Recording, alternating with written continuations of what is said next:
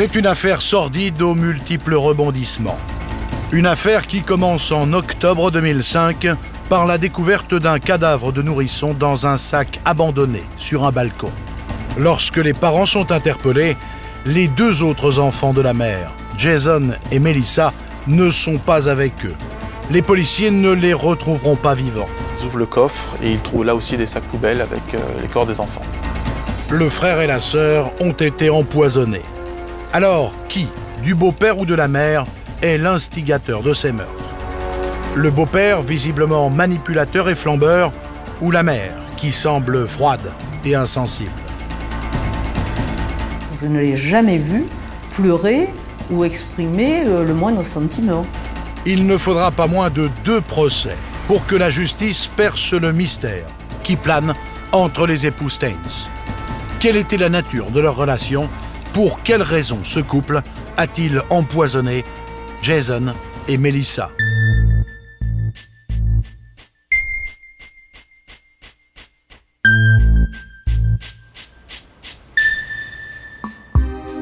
Dans ce quartier tout proche du stade Vélodrome de Marseille, en octobre 2005, un huissier du cabinet Reynaud se rend dans cet immeuble du boulevard Rabateau. Le loyer n'est plus payé depuis plus de 2 ans et le propriétaire décide de faire procéder à l'expulsion. Il bénéficie d'ailleurs d'un jugement d'expulsion à ce moment-là.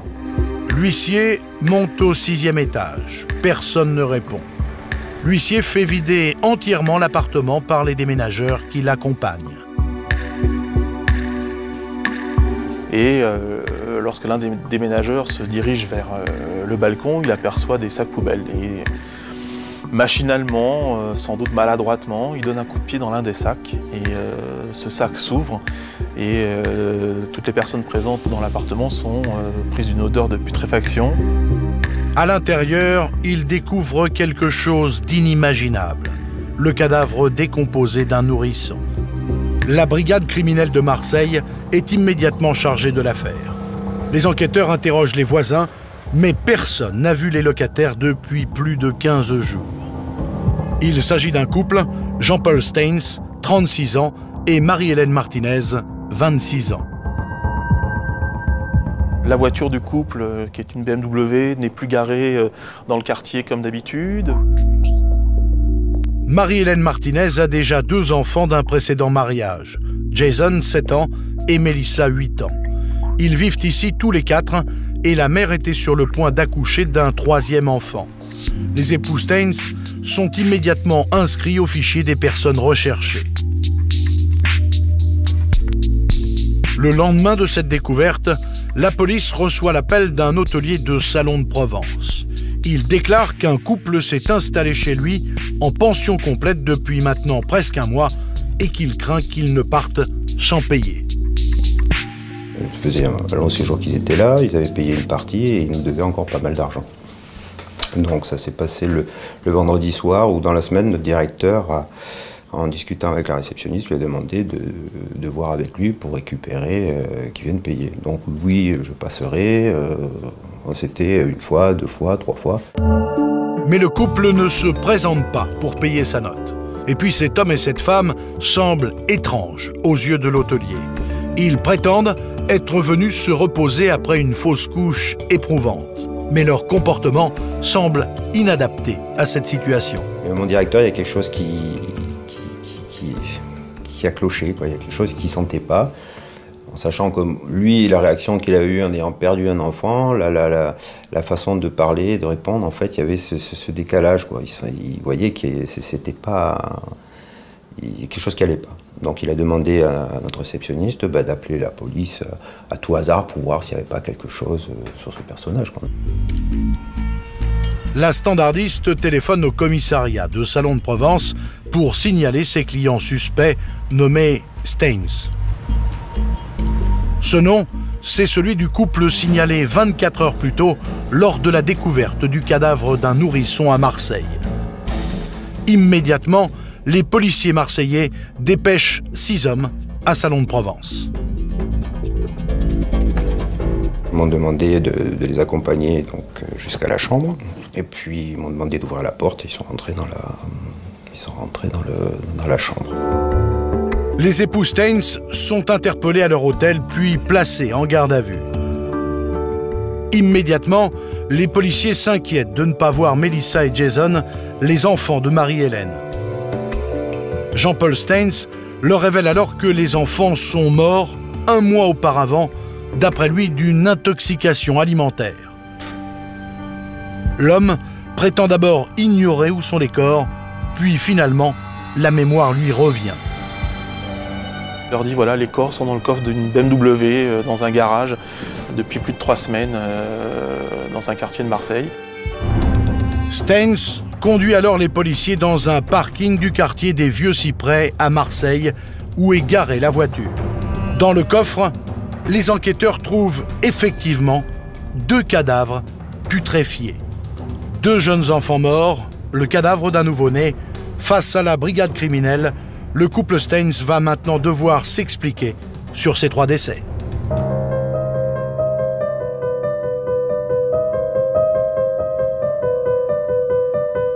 Pendant sa garde à vue, Jean-Paul Staines reconnaît immédiatement qu'il est le responsable de la mort des enfants. Dans ses premières auditions, il prétend en fait qu'il voulait se suicider, mais qu'il ne souhaitait tuer ni ses enfants, ni son épouse, enceinte de 8 mois. La première explication, un peu cohérente, mais il aura changé 10 fois de version dans ses déclarations, tant au niveau de la garde à vue que devant le juge d'instruction. Ce sera de dire « ma vie était brisée, devant et submergée par les difficultés financières ». Rongé par les problèmes d'argent, Jean-Paul aurait donc voulu mettre fin à ses jours. Gérant d'une société de fruits et légumes, il s'était fait licencier 2 ans plus tôt. Son épouse n'était pas au courant et ne travaillait pas. Le couple n'avait plus aucune ressource. Il laisse entendre que comme il avait la pression de l'huissier qui, au fond, lui avait fait valoir qu'une expulsion imminente devait intervenir de leur logement, qu'il sait qu'il n'a pas de solution de repli, qu'il va devoir donc laisser comprendre à son épouse, à ses enfants, quelle est sa véritable identité, sa véritable situation, eh bien, il envisage, plutôt que de dire la vérité, de reconnaître l'inconfort actuel, il envisage un scénario radical. Sa solution, se suicider. Mais pour cela, Jean-Paul souhaite se retrouver seul et décide d'endormir toute la famille. Il explique avoir broyé un cocktail de médicaments très puissants. C'était les médicaments de la mère de Staines. Staines avait pris ces médicaments à sa mère, barbiturique, anxiolytique et produit contre les épileptiques. Produit donc extrêmement dangereux, délivré sous ordonnance. Staines mélange ensuite son cocktail de médicaments dans le plat du soir, des cannelloni. Staines a fait la cuisine, ce fameux soir. Les enfants sont rentrés joyeux de leur journée qu'ils avaient passée avec leur papa. Il fait cuire les cannelloni. Elle va en manger avec ses enfants. Lui serait au régime et mangera de la salade ou autre chose, comme par hasard. Elle trouvera à ces cannelloni un goût amer, les enfants aussi, ils en mangeront assez peu. Quelques heures après avoir mangé les cannelloni, Marie-Hélène, son épouse, enceinte de 8 mois, serait tombée dans le coma pendant 48 heures. Elle se serait réveillée en accouchant. Elle a vu qu'il est né bleu, donc cyanosé comme on dit, et donc elle a compris que quelque chose s'est passé qui fait qu'il n'est pas dans un état normal. Elle a déjà eu 2 accouchements, elle sait ce que c'est. Marie-Hélène survit au repas empoisonné et à l'accouchement, mais l'enfant qu'elle porte serait donc mort-né. Quant à Jason et Melissa, ils n'ouvriront plus jamais les yeux. C'est une mort lente, les enfants se sont endormis, ils ne se sont jamais réveillés, ils ont dû faire un arrêt cardiaque en raison de la surdose médicamenteuse. Après 2 jours de garde à vue, le père change de version. Il ne parle plus d'accident, il avoue qu'il avait bien la volonté d'éliminer toute sa famille. C'est tuer les enfants, tuer son épouse et se suicider dans un second temps. Les enfants auraient donc été assassinés. De son côté, Marie-Hélène Martinez, elle, n'a qu'une seule et unique version de cette soirée tragique. Je n'ai rien vu, je n'ai rien compris, je n'ai participé à rien. Et je tombe des nues à la découverte de l'ensemble des éléments qui vont petit à petit s'accumuler dans le dossier. Marie-Hélène Martinez prétend donc qu'elle n'était pas au courant des plans de son mari. Après sa fausse couche, Jean-Paul Stains lui aurait expliqué que Jason et Melissa étaient morts d'une intoxication alimentaire et qu'elles ne pouvaient pas voir leur corps, qui reposait à la morgue. Il lui suffit de lui dire que des autopsies sont en cours, que le mécanisme est long, qu'on ne peut pas voir les enfants, qu'il se charge de tout. Aussi incroyable que cela puisse paraître, Marie-Hélène Martinez s'en serait tenue à cette explication. Mais lorsqu'elle raconte sa version des faits, elle semble être dans un récit automatique. Elle fait une étrange impression aux enquêteurs. Il y a un enquêteur qui a déposé, un policier qui avait entendu Madame Martinez pendant sa garde à vue et qui déclarait qu'il avait le sentiment qu'elle lui récitait une leçon. Dès le début de l'enquête, les enquêteurs notent qu'elle n'a pas le comportement d'une mère éplorée par la perte de ses enfants. Déjà lors de l'arrestation du couple à l'hôtel, les policiers avaient retrouvé des effets personnels surprenants, vu les circonstances. On a retrouvé des photos de leur mariage, des photos de Madame Martinez en petite tenue, des PlayStation et également de revues à caractère pornographique. Des bijoux également de Madame Martinez qui avait amené tous ces bijoux. Et curieusement, on n'a pas retrouvé une photo des enfants. À l'issue de la garde à vue, Jean-Paul Stains est mis en examen pour homicide volontaire et empoisonnement. Il est placé en détention. De son côté, Marie-Hélène Martinez est poursuivie pour recel de cadavres. Stains s'étant accusé des faits, elle est néanmoins laissée libre sous contrôle judiciaire.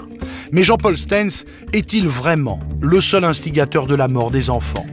Pour déterminer la responsabilité de chacun, les enquêteurs vont plonger dans l'univers du couple Stains.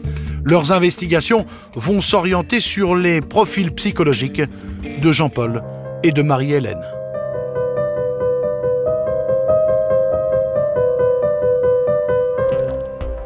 Afin de déterminer le rôle de chacun, les policiers s'intéressent au mode de fonctionnement du duo Marie-Hélène Martinez-Jean-Paul Stains. Se dessine l'idée d'un homme manipulateur qui aurait séduit une femme jeune et fragile. Il l'avait sous sa coupe, il l'a manipulée et c'était au fond la partenaire, c'est ce que disait l'expert, idéal pour un personnage comme lui, pour un pervers narcissique. Marie-Hélène serait donc sous l'emprise de cet homme. Et ce depuis leur rencontre 5 ans plus tôt. À l'époque, Marie-Hélène Martinez a 21 ans. Elle est serveuse dans un restaurant d'un centre commercial, à Aubagne. Un jour, il va au restaurant à midi et rencontre Marie-Hélène Martinez qui le sert. Et là, il a une sorte de révélation, un coup de foudre, et il décide, tous les midis, d'aller déjeuner dans ce restaurant. Petit à petit, donc, il sait montrer sa belle voiture, il sait se montrer généreux dans ses pourboires, il sait lui parler de sa situation florissante, qu'il présente comme florissante. Lorsqu'elle rencontre Jean-Paul, Marie-Hélène est mariée avec le père de ses 2 enfants. Une vie de famille modeste et un peu terne. Stains va arriver un peu comme un rêve. En gros, c'est la princesse qui découvre le prince charmant. Marie-Hélène finit par quitter le père de ses enfants pour s'installer à Marseille avec Stains, Jason et Melissa. Leur mariage est fastueux.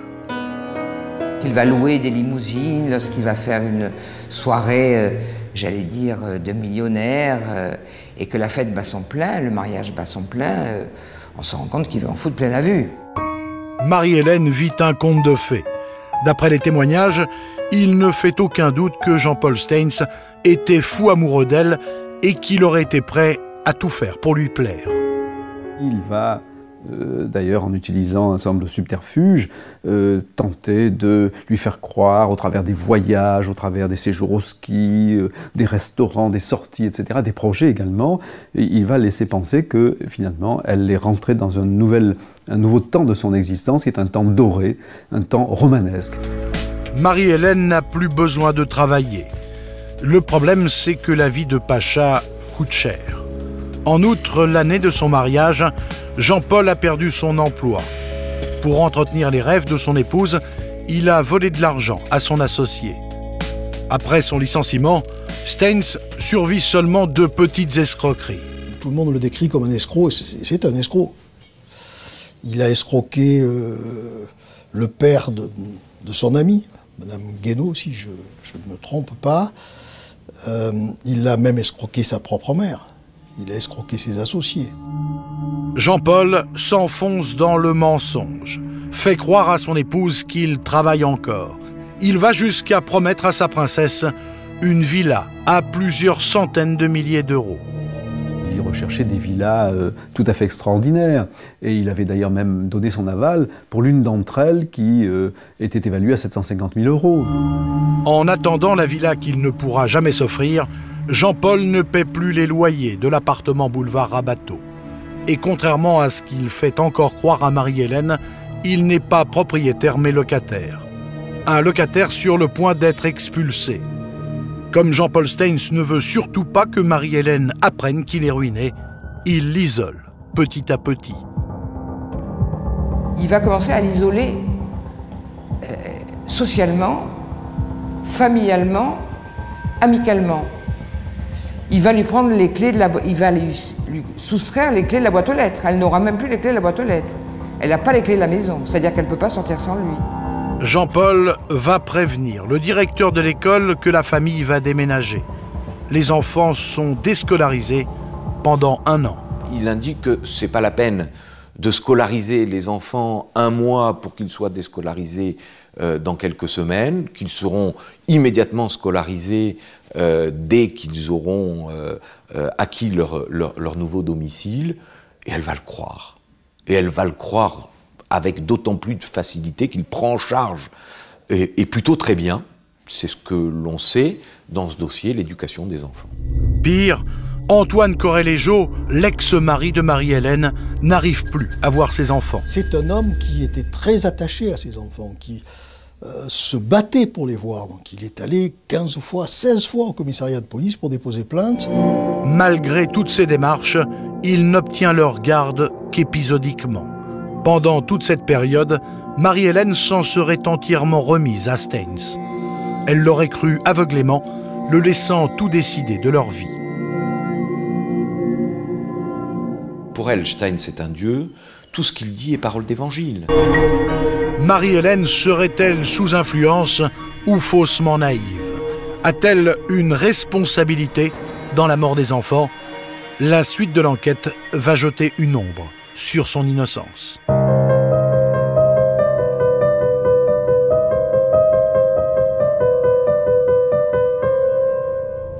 Huit mois après les aveux de Staines, des analyses apportent un nouvel éclairage.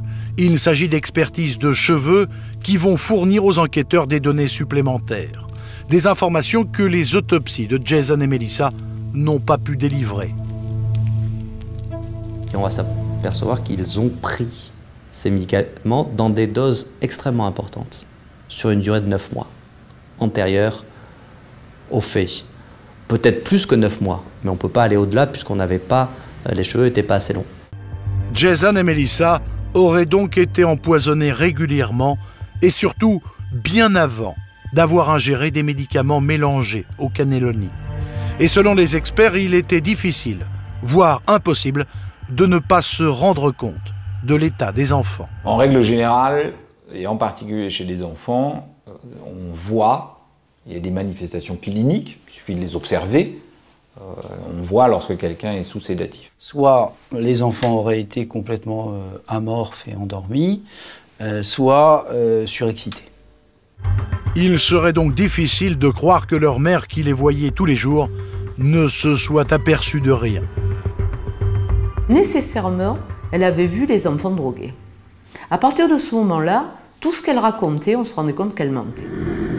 Plus étonnant encore, les traces de médicaments retrouvés dans les cheveux de Marie-Hélène sont infiniment plus faibles.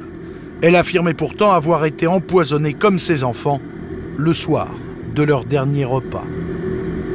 Il y a 250 fois plus de substances médicamenteuses dans les cheveux des enfants. On retrouve des traces 250 fois plus élevées que celles qu'on retrouve dans les cheveux de Marie-Hélène Martinez. Le principal alibi de Marie-Hélène Martinez s'écroule. Difficile de croire qu'elle soit tombée dans le coma avec de si faibles doses. Et donc qu'elle n'ait rien vu le soir du drame. L'enquête prend alors une nouvelle tournure. Dans sa cellule, Jean-Paul Stains apprend par sa mère que Marie-Hélène a renoué des liens avec Antoine Correlejo, le père de Jason et Melissa. Marie-Hélène demande le divorce avec Stains et après cette passade avec son ex-mari, elle décide de refaire sa vie avec un autre homme dont elle attend un enfant. Au fond, l'espoir de la conserver, l'espoir de reprendre par la suite une vie commune s'est effondré. Et là, alors, il a totalement changé de version dans les explications qu'il peut donner quant aux faits. 1 an et demi après la mort des enfants, Jean-Paul Stains demande à revoir le juge. Et là, il lui livre une nouvelle version des faits. Il se présente comme le bras armé, celui qui a subi passivement, qui a essayé de l'aider en quelque sorte à agir ce scénario pour finalement tuer les enfants. Stains, qui s'était accusé de tout, désigne désormais son épouse Marie-Hélène. Elle continue à nier. Malgré cette déclaration qui l'accuse officiellement, elle reste libre. Beaucoup d'éléments s'accumulent contre Marie-Hélène Martinez, mais aucun n'arrive à prouver de manière irréfutable ni sa culpabilité, ni son innocence. Et c'est la question de sa responsabilité qui va animer tous les débats du procès qui s'est ouvert en septembre 2009.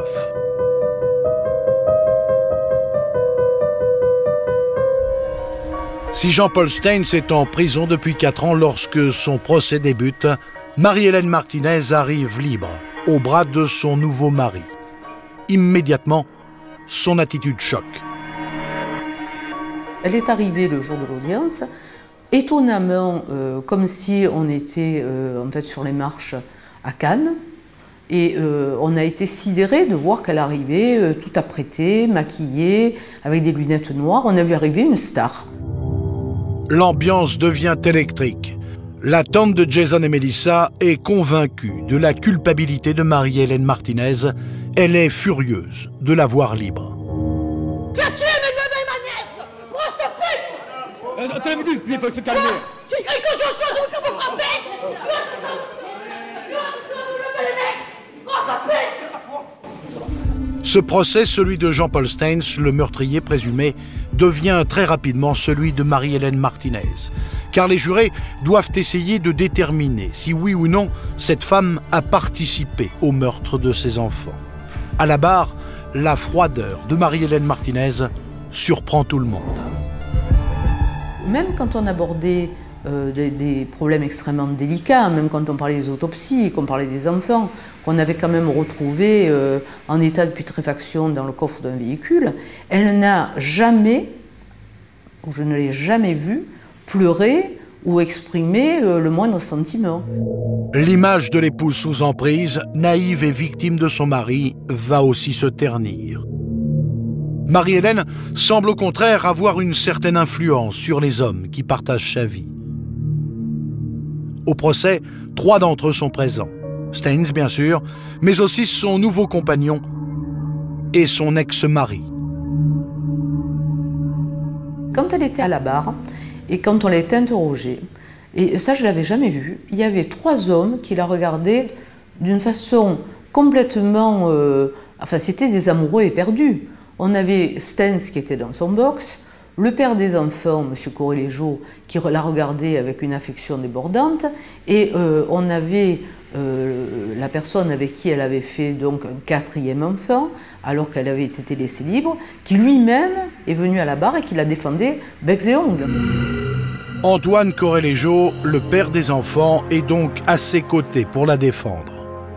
C'est une femme qui a une mainmise forte sur les hommes. Ça, Correlejo, tout le long de l'instruction, tout le long des 2 audiences de la cour d'assises, n'a qu'un seul objectif, c'est la protéger, c'est clamer son innocence, Hein,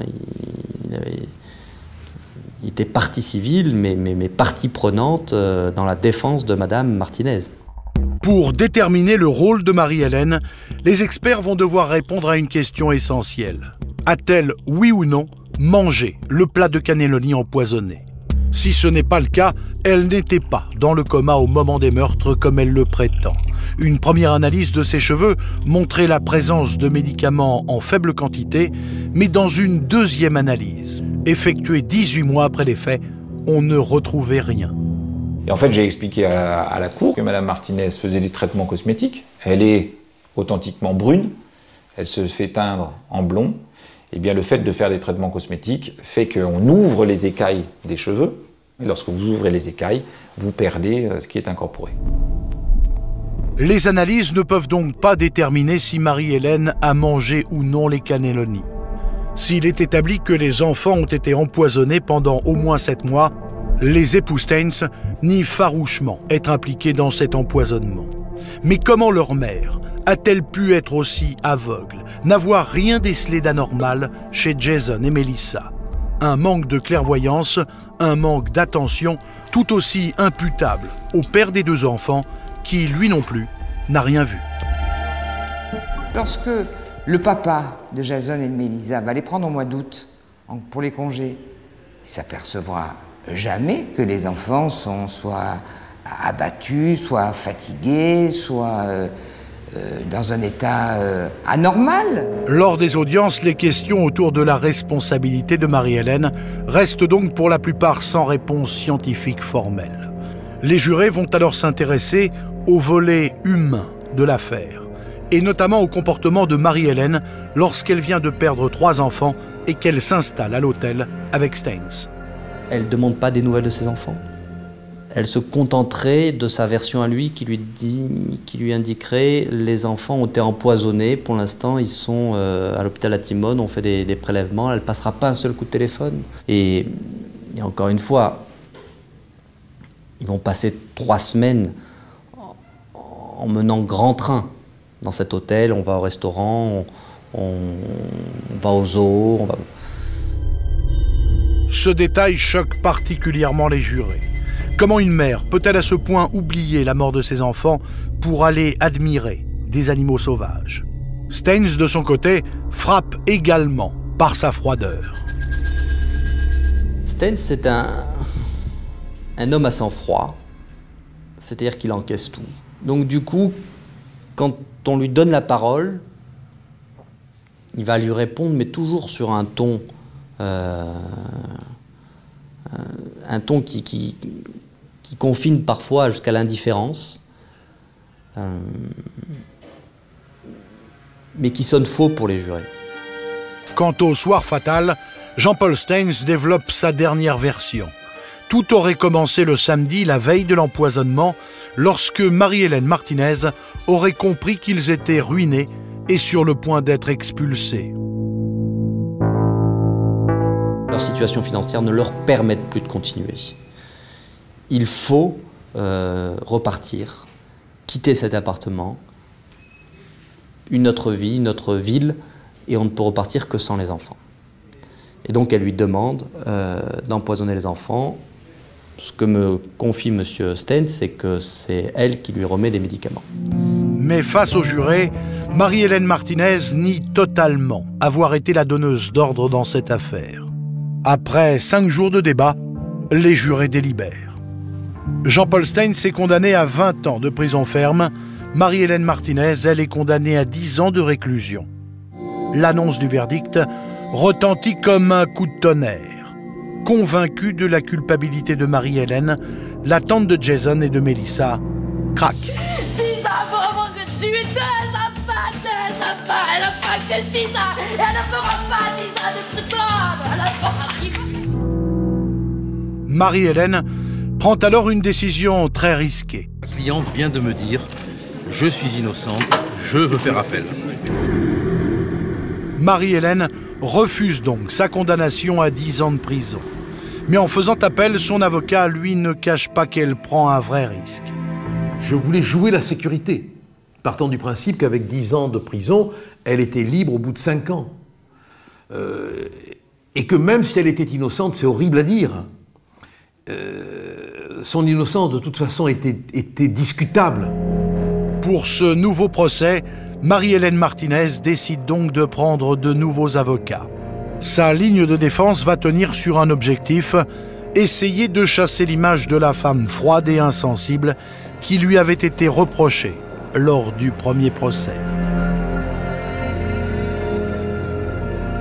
Comparaître devant une cour d'assises, c'est quelque chose de terrible. Il faut être un bon acteur, elle ne l'était pas. Il faut pouvoir être cohérente, expliquer ses sentiments, sa conscience, ce que l'on vit à l'intérieur de soi. Elle était dans l'incapacité. Marie-Hélène ne réussit pas à convaincre. Quant à ses avocats, leur stratégie est de démontrer que Marie-Hélène a bien mangé les cannelloni empoisonnés et qu'elle est victime, elle aussi. Ils vont faire intervenir un toxicologue très réputé, mais qui ne parviendra pas à convaincre la cour. Les propos de ce toxicologue, dont j'ai oublié le nom, m'ont paru particulièrement confus et étaient également démentis par un autre expert, par Madame Burle, qui est expert au laboratoire de police scientifique de Marseille, qui n'était absolument pas d'accord avec les remarques qui étaient faites par ce toxicologue qui était cité en qualité de témoin. Au bout de 5 jours de procès, l'avocat général n'a plus aucun doute sur la culpabilité du couple. Ce dont je suis certain, c'est que tous les deux ont empoisonné ses enfants. Lors de son réquisitoire, il demande la perpétuité pour Jean-Paul Stains. Pour Marie-Hélène Martinez, il réclame 30 ans de prison. Au moment du verdict, ce jugement en appel s'avère beaucoup plus sévère qu'en première instance. 30 ans pour Jean-Paul Stains, 20 ans pour Marie-Hélène Martinez. Jean-Paul Stains accuse le coup, mais Marie-Hélène Martinez, elle, continue à vouloir prouver son innocence. Elle aurait pu être anéantie par un verdict dur et contraire à sa vérité à elle. Elle est au contraire dans la continuation du combat.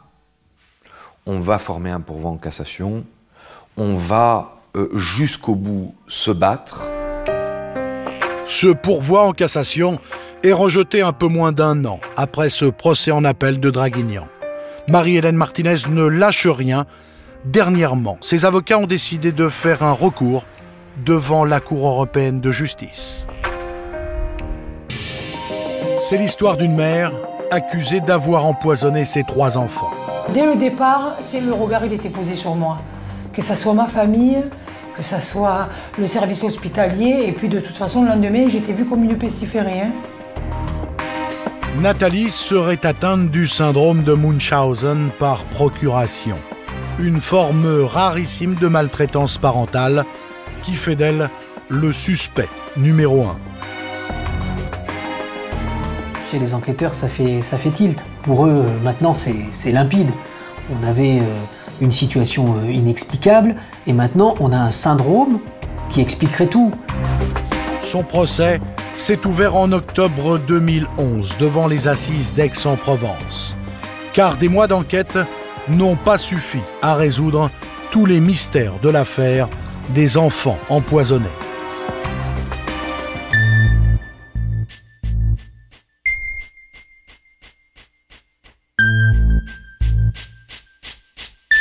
En ce jour de la Saint-Sylvestre, Nathalie s'apprête à fêter la nouvelle année en famille. Mais ce 31 décembre 2006, son petit garçon de 2 ans ne se sent pas bien.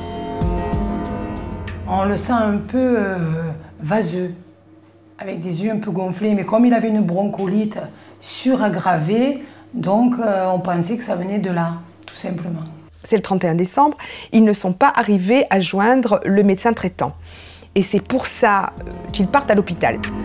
Le médecin de famille absent, Nathalie et son compagnon Gérard décident d'emmener leur fils aux urgences pédiatriques d'Aix-en-Provence. L'enfant est rapidement pris en main par l'équipe médicale qui constate que le petit garçon est mal en point. de prime abord, l'enfant, il souffre d'une bronchiolite aiguë. C'est la saison, on est au mois de décembre. Sauf qu'il a quand même des symptômes qui alertent l'équipe médicale. Par exemple, il a des troubles de la conscience, des endormissements, mais il a aussi un rétrécissement de la pupille qu'on appelle un myosis. Et là, ça alerte un petit peu l'équipe médicale. Des symptômes étranges. Et les médecins ne parviennent pas à établir de diagnostic. En fin de journée, Gérard reste à l'hôpital pour y passer la nuit avec son fils. Nathalie, elle, rentre chez eux. C'est lui qui reste là-bas et moi je suis restée un peu avec lui et après je suis rentrée rejoindre mes autres enfants qui m'attendaient à la maison. Vers 19 h, Nathalie quitte l'hôpital. Elle retrouve sa fille aînée de 13 ans qui est restée s'occuper de son petit frère et de sa petite sœur. Dès le lendemain matin, Nathalie retourne aux urgences. Son enfant va mieux. Mais par précaution, les médecins lui demandent d'aller chercher son nourrisson de 8 mois pour lui faire passer un examen de routine. Elle amène son bébé pour s'assurer que son bébé n'a pas été atteint également par la bronchiolite, s'agissant d'une maladie infantile contagieuse. Vers 21 h, Nathalie arrive à l'hôpital avec son nourrisson. Le personnel médical va en effet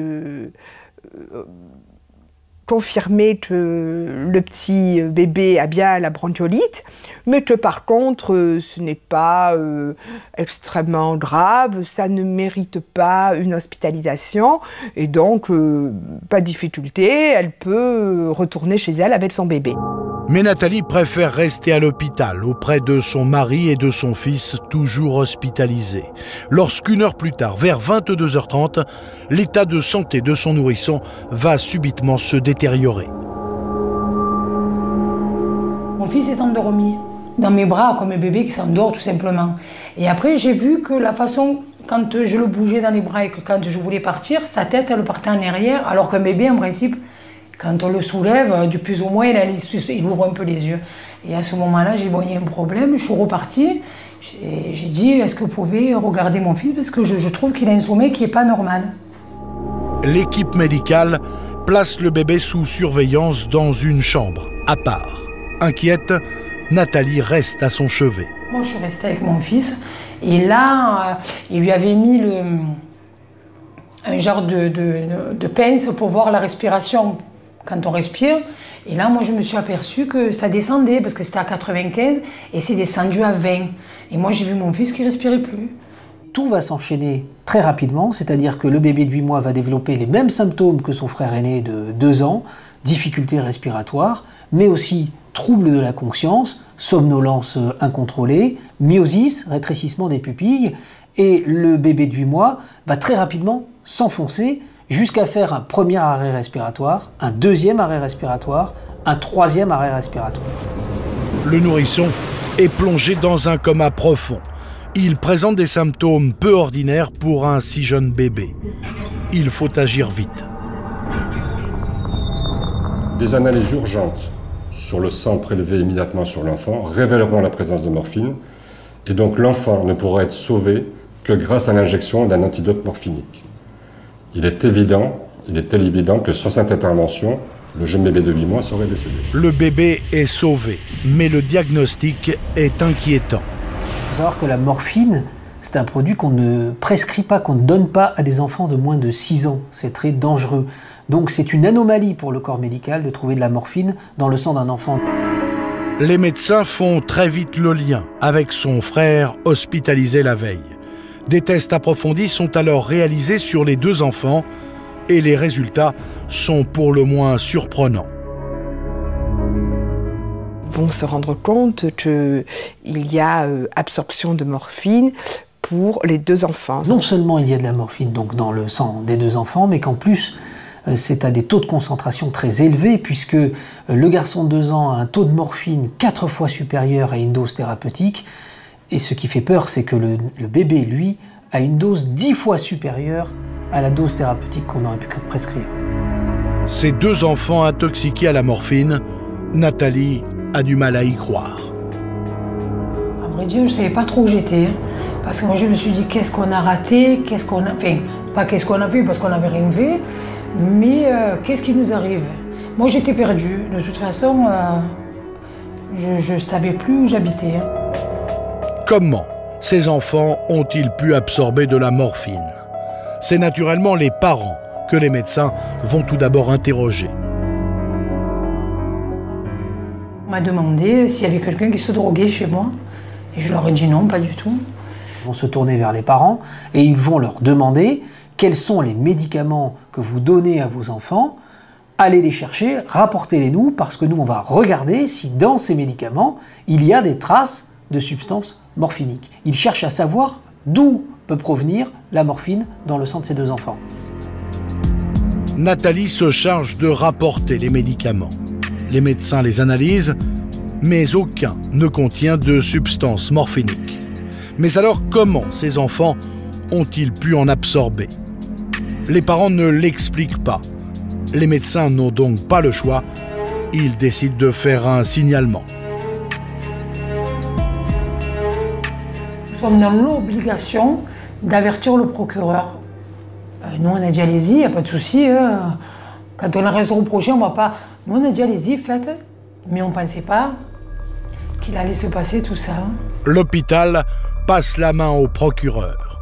Et face à la gravité de la situation, une enquête est ouverte. Une enquête pour tenter de comprendre comment de si jeunes enfants ont pu absorber de la morphine.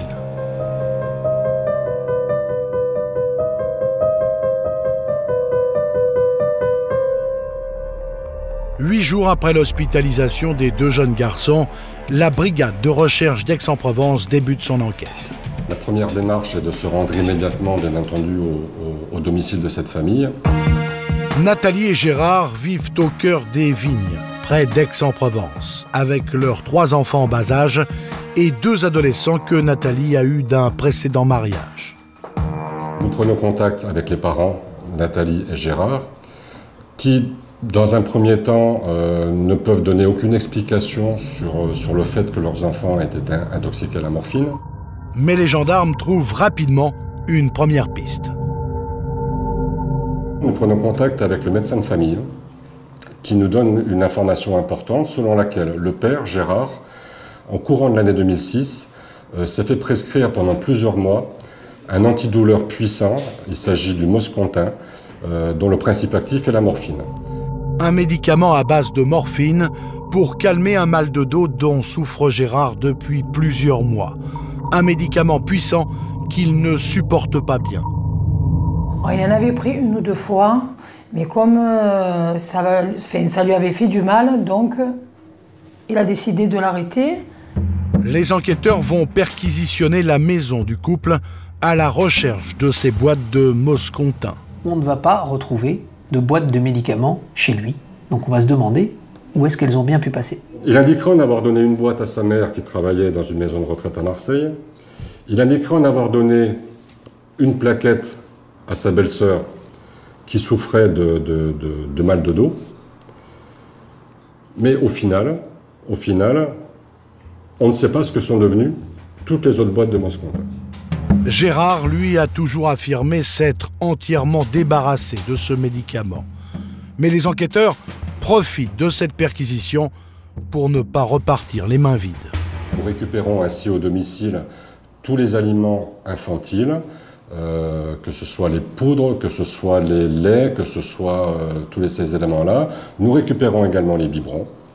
D'accord ? Et tous ces aliments seront examinés par le laboratoire de police scientifique de Marseille, qui ne détectera dans tous ces objets saisis aucune trace de morphine.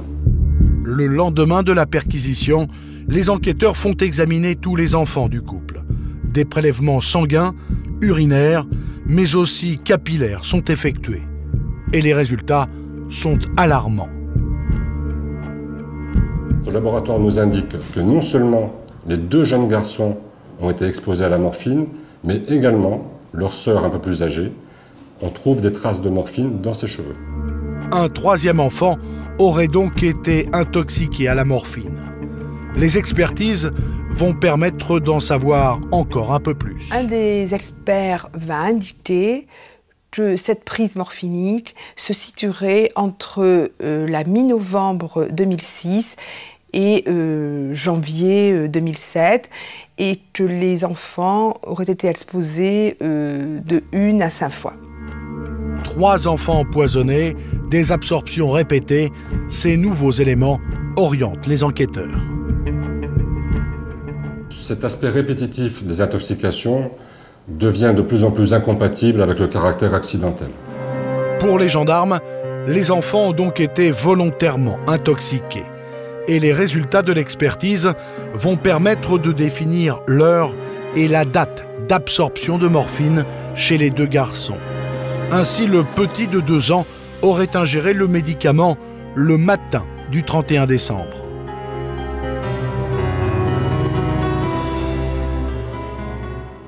On part du principe, dans l'enquête, que l'administration serait plutôt déroulée vers 9h, 9h30 du matin, heure à laquelle la famille était présente. Il y avait le père, il y avait la sœur aînée qui était là, la maman était là. Quant au bébé de 8 mois, ce n'est que le lendemain, le 1er janvier, qu'on lui aurait administré ce calmant hyper puissant. Nous établissons, de manière quasi formelle, que ce médicament lui a donc été donné après 21h. 21h. Qui était avec le bébé à ce moment-là?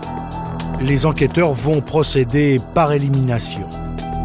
Ils vont éliminer le fils aîné qui n'était pas là pendant ces fêtes de fin d'année. Et très rapidement, les enquêteurs vont écarter aussi le père des enfants.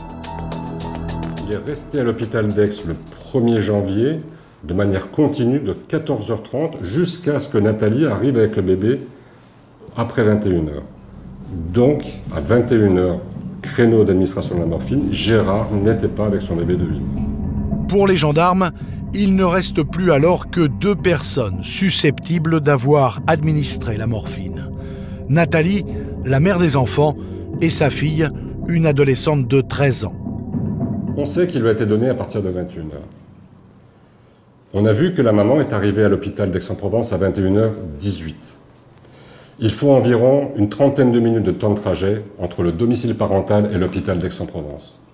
Donc à 21h, le bébé de 8 mois est en contact d'une seule personne, c'est sa mère. Et à ce moment-là, sa mère est en train de l'amener à l'hôpital.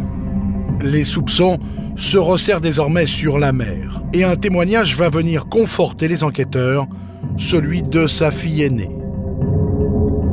L'adolescente de 13 ans que nous avons entendue nous donne une version contradictoire, puisqu'elle nous dit que quand sa maman est rentrée à la maison le soir de l'hospitalisation du bébé, un de ses premiers gestes a été de jeter des médicaments.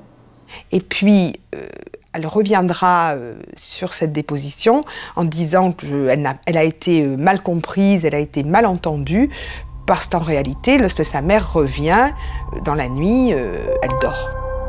Un témoignage accablant, mais fragile. Pourquoi cette mère de 5 enfants aurait-elle voulu empoisonner ses petits? Et surtout, pourquoi les aurait-elle emmenés à l'hôpital? C'est en cernant de plus près le profil psychologique de Nathalie que les enquêteurs vont trouver des réponses.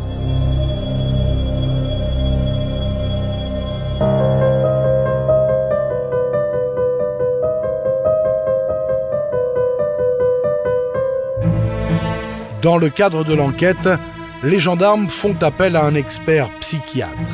Dans un premier temps, Nathalie étonne par son caractère exubérant et égocentrique. Ce qu'on constate, c'est qu'au fur et à mesure de l'enquête, et déjà dans le cadre de notre entretien, que le personnage central qu'elle met en scène, ça n'est pas l'enfant malade, c'est elle. Et le rapport final de l'expertise est pour le moins inattendu. Nathalie souffrirait d'un syndrome rarissime, le syndrome de Munchausen par procuration, une forme très particulière de maltraitance parentale. Le syndrome de Munchausen par procuration, c'est celui de la mère courage. C'est-à-dire que la mère, elle va susciter, créer ou bien aggraver des symptômes chez son enfant pour ensuite le conduire à l'hôpital et passer pour une mère qui se dévoue, une mère courage, susciter l'admiration de son entourage sur son dévouement, mais aussi également pour se faire plaindre. Donc c'est une mère qui fait du mal à ses enfants pour améliorer son image. L'avantage de provoquer une pathologie induite chez un enfant, c'est que, évidemment, la personne qu'on va plus le plaindre, en dehors de l'enfant, c'est la maman qui est là au chevet de l'enfant. Un syndrome méconnu en France, mais que les enquêteurs prennent très au sérieux. Cette mère intoxiquerait ses enfants à la morphine pour ensuite les conduire à l'hôpital et passer pour une mère courage qui se dévoue pour ses enfants et pour se faire plaindre. Donc on a là une explication. C'est la première fois d'ailleurs qu'on a une véritable explication, une justification à l'intoxication de ces 3 enfants. Dans l'esprit des enquêteurs, le syndrome devient un vrai fil rouge, un diagnostic accablant pour Nathalie.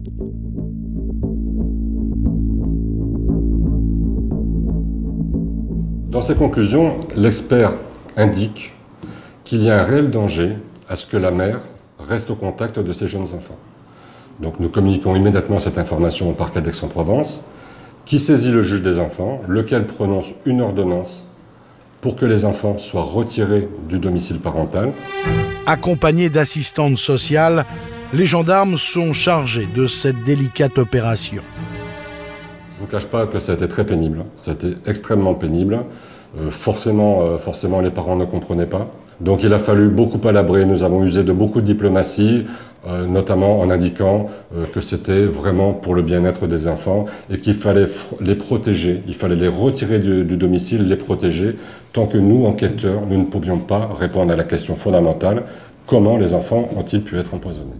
Une journée que Nathalie a encore du mal à oublier.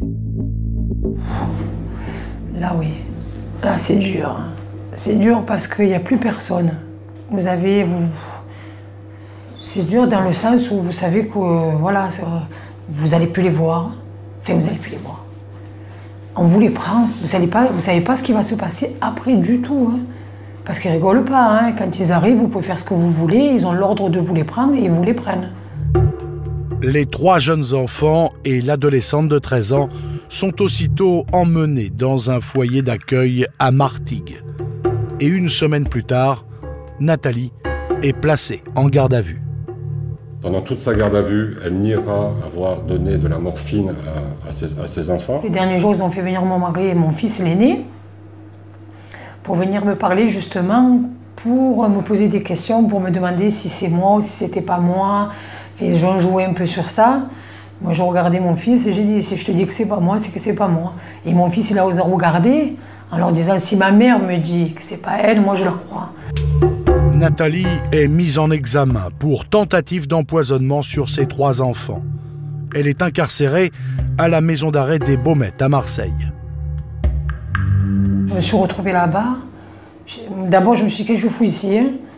Mais moi, j'ai dit, ils vont me faire sortir, c'est juste 2-3 jours. Et après, ils vont me faire sortir. Mais non, non, non, c'était bien réel. Hein. Après 15 jours de détention, Nathalie obtient une libération conditionnelle. Placée sous contrôle judiciaire, elle ne peut pas récupérer ses enfants. Pendant 6 mois, Nathalie ne peut leur rendre visite que 2 fois par semaine au foyer d'accueil. Une situation devenue insupportable. J'ai dit, bon, vu qu'entre guillemets, c'est moi la méchante, et que mon mari a ni accusé, ni soupçonné, ni quoi que ce soit, je m'en vais de la maison, de chez moi, et vous rendez mes enfants à mon mari, et moi je vais habiter chez ma mère.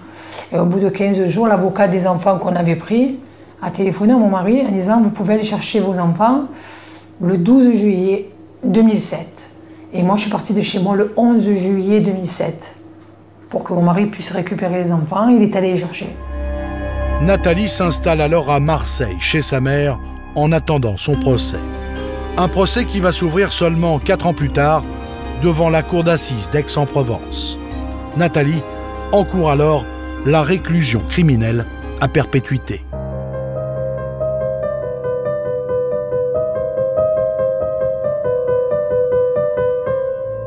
Lorsque Nathalie entre dans la cour d'assises, cette mère de 42 ans redoute d'être à jamais séparée de ses enfants. Elle a été extrêmement émue quand elle est rentrée dans cette salle de la cour d'assises. cette solennité à tel point qu'elle n'arrivait même pas à répondre à la première question du président, qui était de lui demander son nom. Elle n'arrivait pas à décliner son identité. Nathalie n'est pas seule. Assis derrière elle, le père des 3 enfants et ses 2 aînés font bloc. En face, sur les bancs des partis civils, la Perse, une association d'aide aux victimes, qui représente les enfants. La première réaction, c'est de dire, dis donc, qu'est-ce qu'elle est sur la défensive, cette dame, et donc elle nous donne une opinion assez défavorable d'elle-même. Les premiers témoins montent à la barre, à commencer par le directeur d'enquête. Je leur explique quand, qui, comment, mais je ne peux pas leur dire pourquoi. Et c'est frustrant, c'est frustrant. Et donc je conclus mon exposé en disant au juré, écoutez, s'il y a une explication, elle est certainement à chercher dans le domaine psychiatrique que je ne maîtrise pas, et donc à partir de ce moment-là, je passe le témoin aux experts psychiatriques. Et c'est au tour des experts psychiatres de venir dresser le portrait de Nathalie. Très rapidement, pour les jurés, c'est la confusion, car les 3 experts ne s'accordent pas sur le diagnostic. Nathalie est-elle réellement atteinte du syndrome de Munchausen par procuration? Pour le docteur Tirode, il est évident chez Nathalie. Il est évident, c'est d'ailleurs ça qui va faire que l'enquête va très rapidement prendre forme. On va voir arriver ensuite le docteur Prat, qui n'y croit absolument pas. Et puis, quand le docteur Guéda, ça c'est ce qu'il met dans son rapport, quand il arrive à la barre, on a le sentiment qu'il vient vous dire qu'il s'est trompé. Il vient vous dire que le syndrome de Munchausen, là, en l'état, n'existe pas. Tous les proches de Nathalie sont unanimes. Pour eux, c'est une excellente mère qui manque à ses enfants. Gérard va dire « Je ne la crois pas capable de faire quelque chose comme ça. On était une famille, certes avec les soucis, mais les soucis d'une famille. On était bien et cette histoire est venue tout chambouler. » Confrontée aux questions de l'accusation, Nathalie conteste la tentative d'empoisonnement sur ses enfants, avec beaucoup de vigueur et beaucoup d'émotion. Elle va utiliser des mots qui sont ceux d'une mère qui aime ses enfants. Elle va dire « Moi, j'attends qu'une chose, c'est de pouvoir les gronder parce qu'ils n'ont pas rangé leurs pantoufles. » Et à plusieurs reprises, elle va se mettre à sangloter et à pleurer. Et avec beaucoup de sincérité aussi, elle va, mordicus, dire qu'elle n'a jamais empoisonné ses enfants et qu'elle ne le fera jamais. Au fur et à mesure des témoignages, le doute s'installe chez les jurés. Il y a, à un moment donné, des probabilités, mais vraiment, il n'y a rien qui pouvait démontrer qu'elle ait empoisonné les enfants. D'autant que pour le président, un autre membre de la famille peut être à l'origine de l'intoxication, la fille aînée de Nathalie, car l'adolescente s'occupait de ses frères et sœurs comme une deuxième petite maman.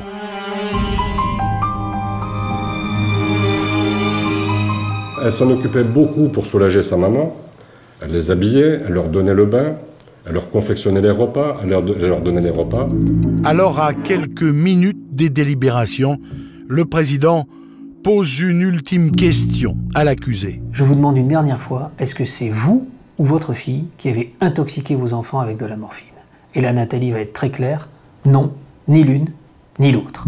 Au terme de 2 heures de délibération, le président prend la parole pour annoncer le verdict. Madame, vous êtes acquittée au bénéfice du doute, parce qu'on ne saura jamais si c'est vous ou si c'est votre fille. Innocentée, Nathalie quitte la salle au bras de son fils aîné. Donc acquittée, ça c'est ouais, c'est un soulagement. C'était, tu vas récupérer tes enfants, tu vas pouvoir aller les reprendre à la douche, les amener à l'école, voir les maîtresses, voir si ça va pas. Une vie de famille normale, sans, et je sais qu'on ne me les enlèvera plus. Enfin libre, Nathalie est heureuse. Mais n'oublie pas ces 4 années traumatisantes. On me dit il faut oublier, c'est impossible d'oublier, impossible. On vous a levé vos enfants, on vous a éloigné de votre famille, on vous a sali. Un goût amer, mais beaucoup d'espoir. Car avec ce verdict, Nathalie peut vivre à nouveau avec ses 5 enfants. Elle a pu regagner sa maison et sa vie d'avant, où elle reprend peu à peu sa place de mère de famille. C'est une histoire de femmes et de poison. 3 femmes surnommées les empoisonneuses des collines. Ces gentilles personnes arrivent avec un gâteau. Mais ce qu'il faut savoir, c'est que la crème qui est déposée sur ce gâteau est en fait empoisonnée. Une mère, sa fille et sa compagne, qui auraient préparé un gâteau empoisonné. Des femmes qui voulaient soutirer à un vieux couple d'amis un magot qui n'existait pas. 3 femmes qui, ce jour de mars 2009, sont parties, leur pâtisserie à la main, exécuter leur plan diabolique chez Daniel et Mathilde BH. Le couple sera retrouvé mort.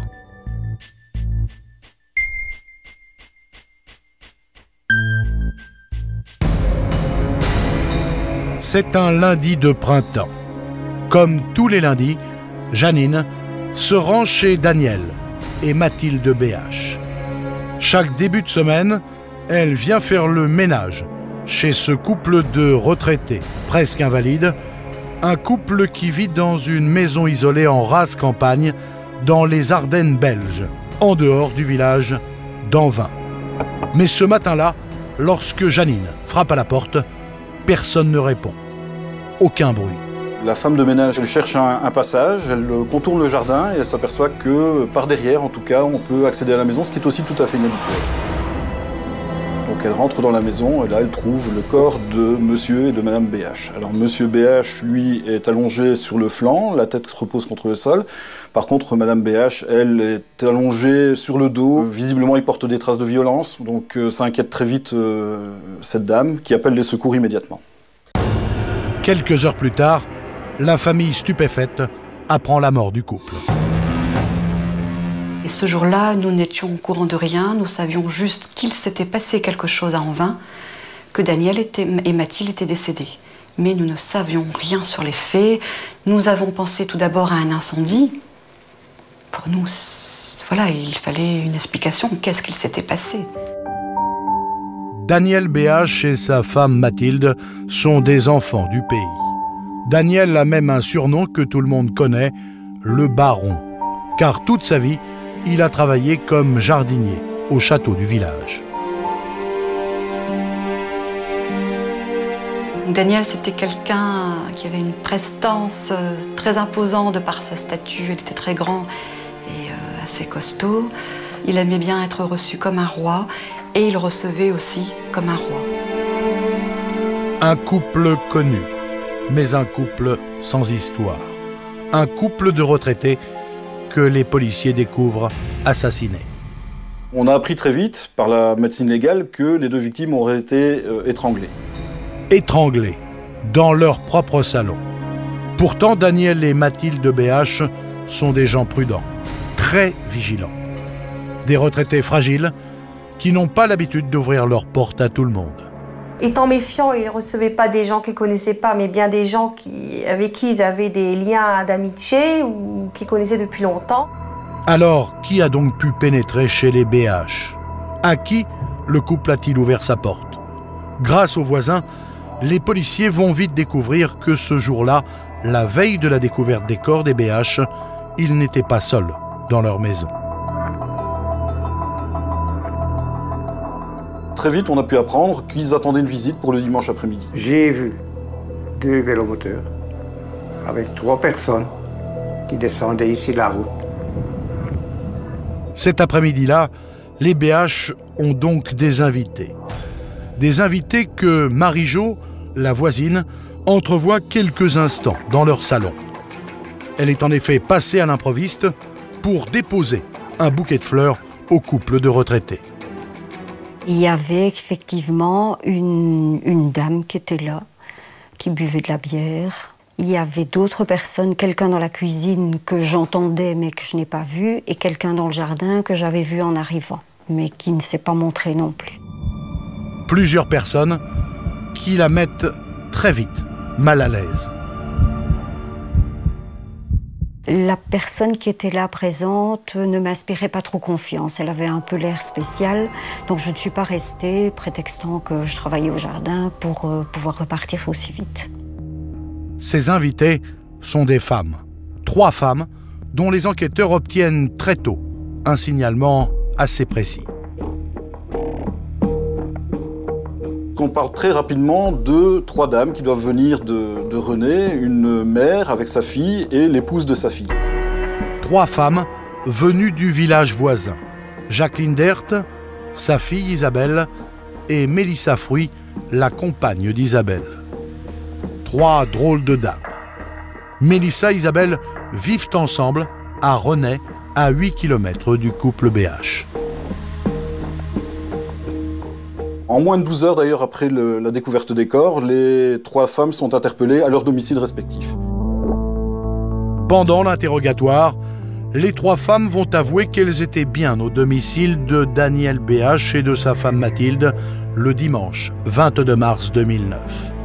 Les enquêteurs ont de bonnes raisons de penser que le trio n'est pas étranger à ce double meurtre.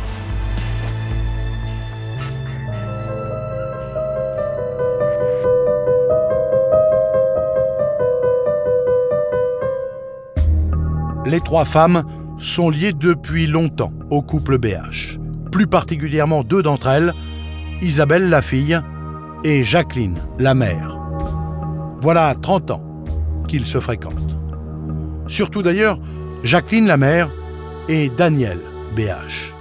Régulièrement, ces 2-là se retrouvent dans des bistrots du coin pour faire un tiercé.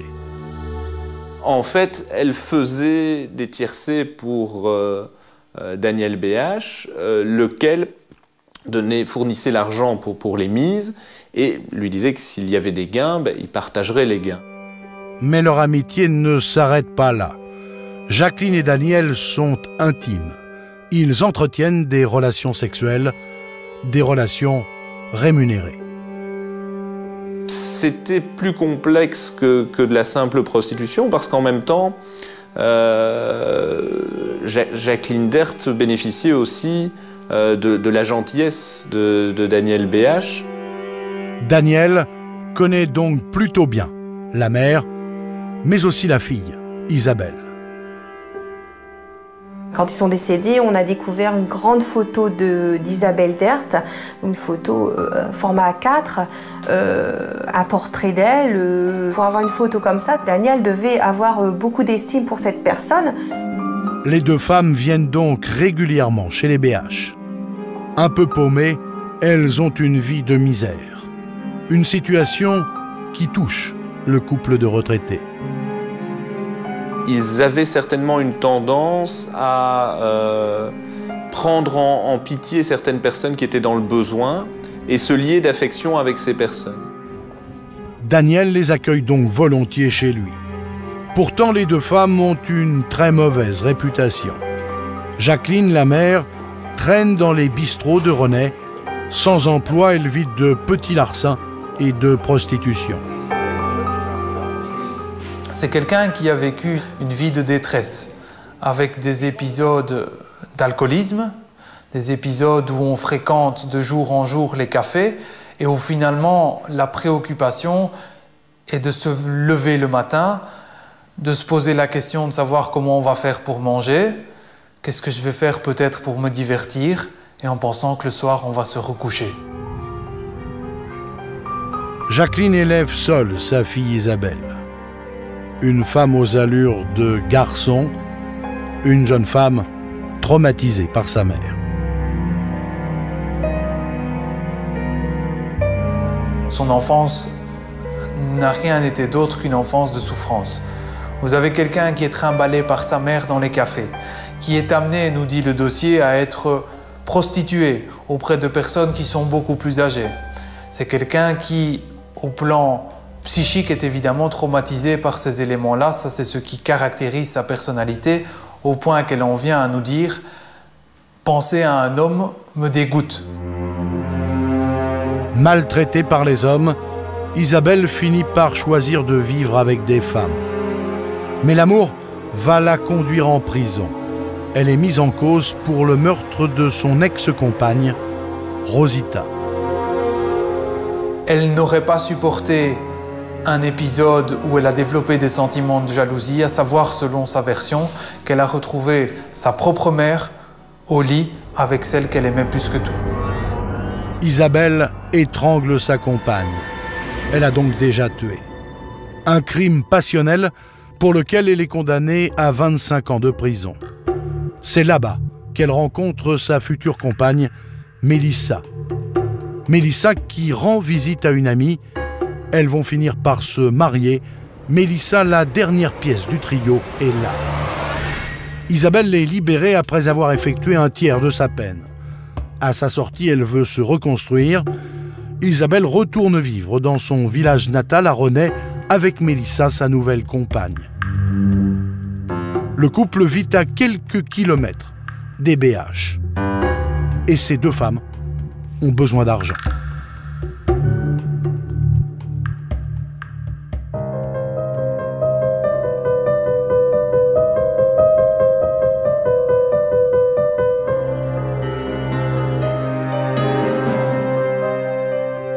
Les deux femmes manquent d'argent. Dans le couple, Isabelle est seule à travailler. Elle fait des ménages et son salaire est très modeste. La mère d'Isabelle, elle, ne gagne rien. Les trois femmes doivent donc trouver une solution. Or, Daniel BH, le baron, a la réputation d'être plutôt généreux. On le décrit comme quelqu'un qui avait facilement recours à de menus présents, offrir une bouteille de vin, offrir un peu d'argent. Il aidait des gens qu'il considérait comme malheureux, notamment les trois femmes qu'ils avaient aidées à plusieurs reprises. Daniel les aide un peu, mais cela ne suffit pas. Car en sortant de prison, Isabelle va acheter cette maison. Très vite, elle ne peut plus payer. Sa mère, Jacqueline, vit toujours dans la misère. C'est alors qu'une idée émerge. Jacqueline Dert fantasme sur une grosse somme d'argent que cacherait le couple BH dans sa maison. Jacqueline, qui connaît les victimes depuis de très nombreuses années, refile un petit peu le tuyau en disant il y a 50 000 € là-bas et donc on se concerte et chacun a son petit rôle et on prépare ce vol. Une idée machiavélique germe dans l'esprit des trois femmes. Elles imaginent toutes les trois la fabrication d'un gâteau très spécial. Un cake bourré d'anxiolytiques, de calmants et de somnifères. Une pâtisserie avec une centaine de comprimés aux effets puissants, pilés, réduits en poudre, puis incorporés avec minutie dans le nappage. Un gâteau comme un plan qu'elles vont mettre au point pendant plusieurs semaines. D'ailleurs, un voisin aura l'occasion 2 semaines avant le décès des BH de goûter à l'un des essais de ce gâteau, un petit morceau qui va le rendre malade. Donc moi j'ai mangé mon quartier de tarte, c'était tout de suite après leur rentrée, et je me suis effondré, paraît-il. Je ne me souviens plus de rien.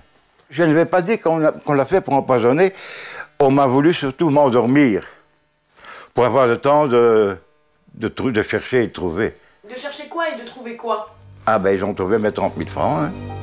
30 000 francs belges, soit 800 € qui auraient disparu au réveil de cet habitant de Renay.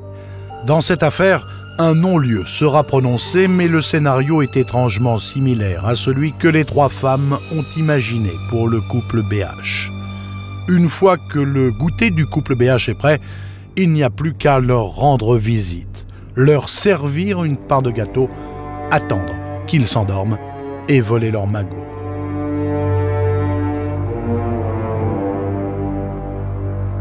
Ce dimanche 22 mars 2009, en début d'après-midi, les trois femmes partent de Renay sur 2 mobylettes. Le gâteau empoisonné calé à l'arrière, le trio prend la direction du village d'Anvin, où habitent les BH. Jacqueline, Isabelle et Mélissa sont en route pour endormir le couple et dérober ce qu'elles imaginent être un magot de 50 000 €. Mechtilde Plume et Daniel BH reçoivent la visite de ces trois femmes qu'ils connaissent depuis bien longtemps et en qui ils ont une totale confiance. Le couple leur ouvre la porte et les fait entrer, comme à leur habitude. Les 3 femmes leur servent 2 belles parts de gâteau avec le nappage empoisonné.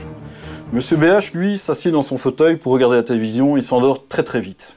Madame BH résiste mieux aux médicaments. À un moment donné, elle est emmenée par Isabelle Dert et Mélissa Fruit vers la cuisine, sous prétexte de lui faire prendre l'air.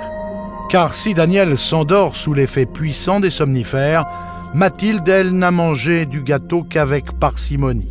Pas suffisamment pour s'endormir et permettre aux 3 femmes de commettre leur vol en toute tranquillité. C'est à ce moment-là que la tension monte.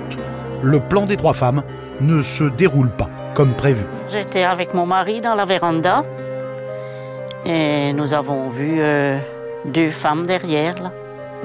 L'une qui fumait sa cigarette et l'autre qui ont été là peut-être 1 minute, pas beaucoup plus, 1 minute ou 2, et puis qui sont repartis à 2 vers la maison. Dans les minutes qui suivent, un drame se noue derrière les murs de la maison des BH, sans que les policiers ne sachent exactement comment la scène s'est déroulée. Les 2 personnes portent des traces de violence qui sont visibles immédiatement, notamment au niveau du visage. Donc la dame porte quant à elle des traces de coups sur la figure, du sang s'écoule de ses oreilles. Alors qu'ils sont drogués, sans défense, Mathilde et Daniel BH sont battus, frappés à plusieurs reprises. Mathilde, l'épouse, est visiblement interrogée afin qu'elle confie son secret, l'endroit où sont cachés les 50 000 € tant espérés. La vieille dame aurait-elle refusé de coopérer? L'issue de l'interrogatoire, en tout cas, lui est fatale. Madame BH a été tuée apparemment à l'aide d'un lien, par strangulation, tandis que Monsieur BH aurait été étranglé manuellement quant à lui. Bien au-delà d'être un dossier d'empoisonneuse, c'est surtout 2 étranglements mortels dans ce dossier qui constituent le caractère terrible des actes qui ont été commis. Face aux policiers, Jacqueline, Isabelle, mais aussi Mélissa reconnaissent toutes les 3 avoir été présentes au moment du meurtre. Reste une question, qui a fait quoi? Qui a étranglé Daniel BH et son épouse?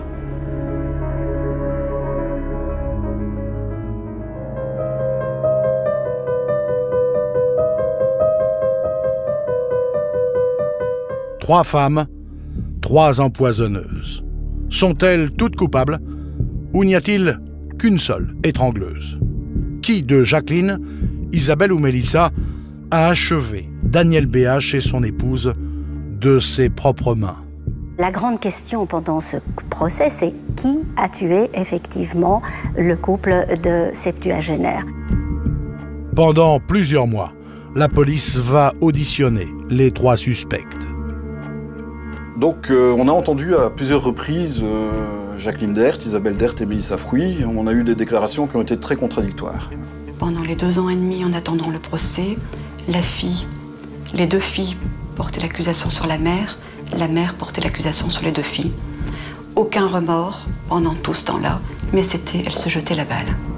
Des mois d'interrogatoire sans résultat.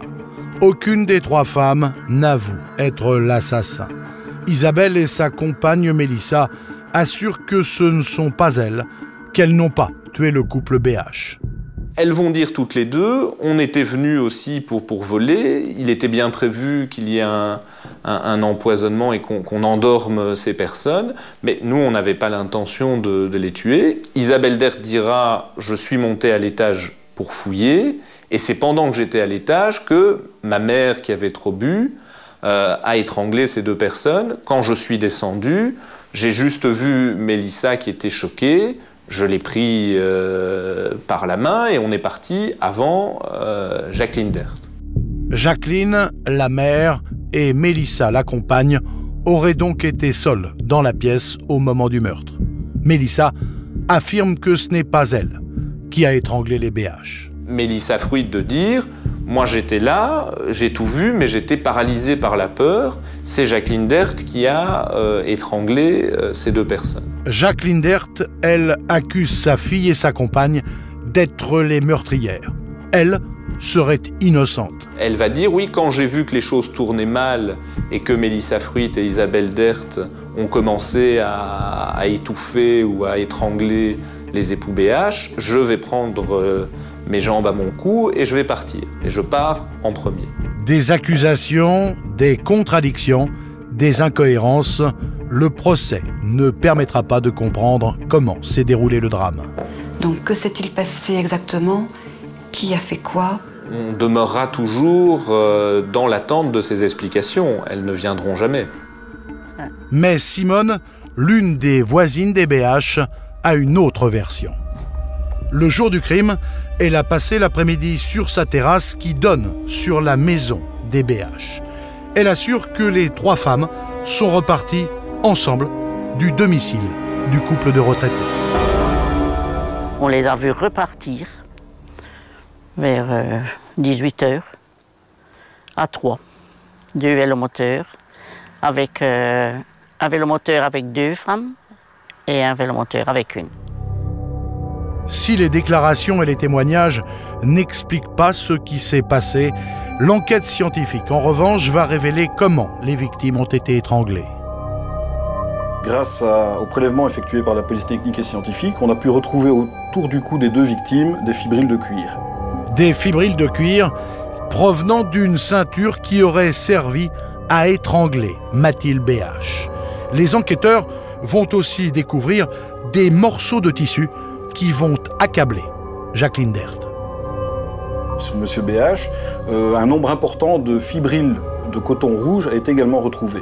Par les perquisitions qui ont été effectuées dans les domiciles des 3 suspects, on va retrouver une série de vêtements rouges et un polo rouge porté par Jacqueline Dert le jour des faits va se révéler être le polo qui a laissé les traces de fibres de coton rouge sur le corps de Monsieur BH et sur le corps de Madame Mechtilde de Plume. Devant ces preuves, le jury de la cour d'assises condamne Jacqueline Dert à 25 ans de réclusion criminelle pour le double meurtre de Daniel BH et de son épouse Mathilde. Isabelle, la fille, repart une nouvelle fois en prison, condamnée à 17 ans pour vol avec violence. Quant à Mélissa, la compagne d'Isabelle, elle écope de 12 ans de réclusion pour les mêmes faits. Le procès aura également permis de découvrir que les 50 000 € que pensaient trouver les 3 empoisonneuses n'ont jamais existé. Les 3 femmes n'ont trouvé que quelques centaines d'euros dans la maison des victimes. Daniel et Mathilde BH sont donc morts pour un butin dérisoire.